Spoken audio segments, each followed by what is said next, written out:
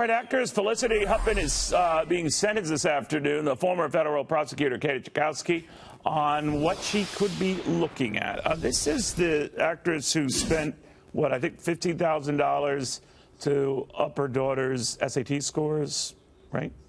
That's right. Yes, that's correct. So that's a relatively, I'm not minimizing, it's a relatively small amount compared to some of the others who've been figured by, prosecutors.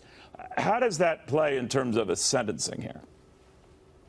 Sure. So it is a relatively small amount. So she has obviously pled guilty already. She's taken responsibility, and she's admitted to exchanging this money to boost her daughter's SAT scores. So for sentencing purposes, the fact that she took responsibility and that it was a relatively minimal amount of money, especially compared to some other parents involved, and she was giving the money, she wasn't actually receiving it. So all of that will play in her favor. Prosecutors are asking for some minimal amount of jail time, but I don't see her actually spending any time behind bars. I think more realistically, she will get some form of fines, community service, and some probation potentially. I think that's realistically what she could be looking at under the federal sentencing guidelines. But it's possible that there's some jail time involved. I just don't see it in this case. You know, you don't want to make sweeping generalities here, but any judge, could go ahead and leap to make an example of people like her and others who've been sort of caught up in this, on that it's not to be tolerated and all of that. How far does that sort of thing and sentiment go?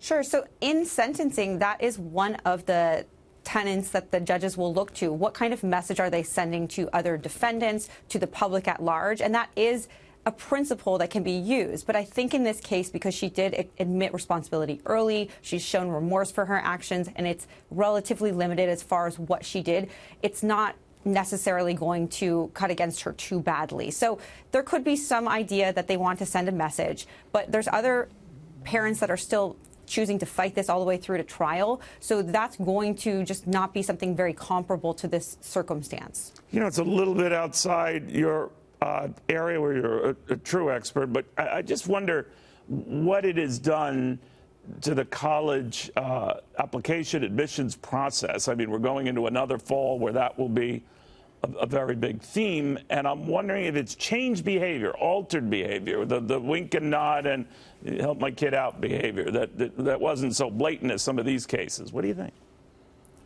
Well, I certainly hope so. I think that it was very disappointing for everybody to see what kind of unfairness was going on in this process. Obviously, people were aware that there was some favoritism that was involved with alumni and with people that had certain donations and things like that. But that was all legal. This was unlawful behavior, and it was just very entitled. So I think that this has brought maybe to the forefront an issue that we all knew existed, but hopefully has changed things for the better and has really sent a warning shot to people who would think of engaging in that sort of behavior in the future. And what about schools themselves to sort of button down the process by which you might have coaches or others who would influence the selection process? What do you think?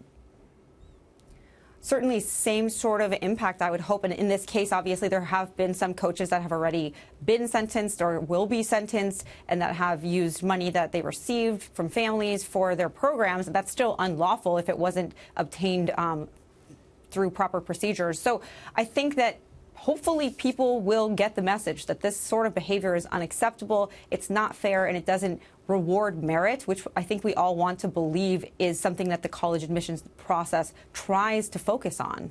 Yeah, you're right. Let's see how it all sorts out. Katie, thank you very much for taking the time. Thank you.